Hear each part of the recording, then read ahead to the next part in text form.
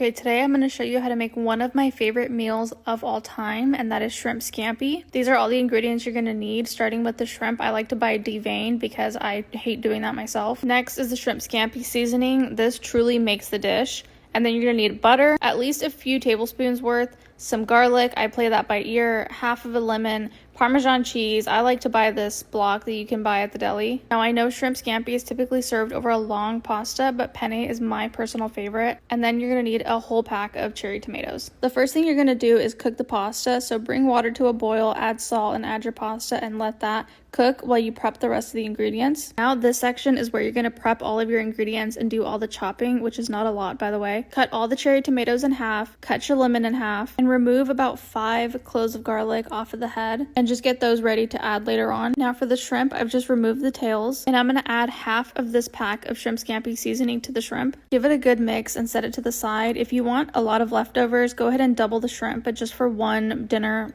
one pack of shrimp is fine. This is the part where you can just stand here and relax. So now I'm pouring myself a glass of wine because I like to do that when I'm cooking pasta. Once the pan gets really hot, I set the shrimp down one by one, and I know that seems tedious, but when they're spaced apart like this, they tend to get a better sear than if they're close together and sweat all over each other. You don't want a ton of moisture when you're trying to get this nice brown crispy sear on a meat. It's okay if it's on high heat because shrimp cooks really quickly. Once they're all cooked, you're going to remove them from the pan. I just set them on a paper plate temporarily. Now we have this pan full of beautiful brown flavor to work with. That's why getting that sear was so important to me. Now you're going to add in a tablespoon or 2 of butter and your garlic. I like to use a garlic press. Now just let that cook for a few seconds. The kitchen should be smelling so good by now. Now we finally add in the cherry tomatoes. I thought it could use another tablespoon of butter, and we're going to squeeze in half of a lemon. Okay, we move quickly here because I don't like to cook the cherry tomatoes down too much or they get mushy. Once the butter is melted, go ahead and add in your pasta. The shrimp goes back in as well, and now we add the other half of the shrimp scampi seasoning. Give that a good mix. Add in some salt and pepper if you feel like it needs it. Now we can turn off the heat and add in some Parmesan cheese. Grab your microplane and go ahead and shred a bunch of cheese all over your pasta. The reason fresh Parmesan cheese is so much better than pre-shredded is because when you shred fresh Parmesan, it melts onto the pasta like butter, whereas the pre-shredded has certain preservatives in it to prevent it from sticking together in the bag, so it doesn't melt as easily. Now it's ready to plate up and enjoy. This pasta is so good that there hasn't been a person that I've made this for that hasn't gone back for seconds.